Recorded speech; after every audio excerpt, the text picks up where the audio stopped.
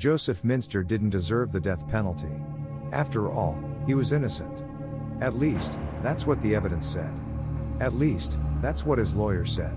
Joe thought back to that conversation, held in a dimly lit office not much bigger than the cell where he was now confined. "You'd be a fool to take that plea bargain," the lawyer had said, seemingly full of confidence. "The only reason they're offering it is because they know this case won't stick.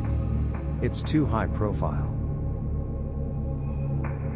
Joe remembered how that sleaze had grinned as he gave his explanation. "You've already been hanged in the court of public opinion. The DA trumped up the charges to satisfy the mob, but they have no way to prove aggravated murder. Maybe they could get you on second degree. Manslaughter? Then you'd be in some trouble. But aggravated? First degree? No way. The guy's dead, and you did it. They've got hard evidence on that. But they've got nothing for intent." The man thought he was so slick, and he talked a good game as far as Joe could tell. He made it sound easy.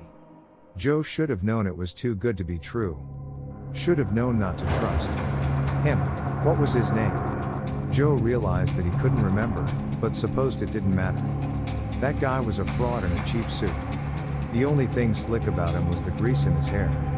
Joe shouldn't have listened to him. He should have gotten life in prison. They'd had his fingerprints and a witness, for God's sake. There was no way they wouldn't have convicted him. But the lawyer had kept on talking and Joe had kept on listening.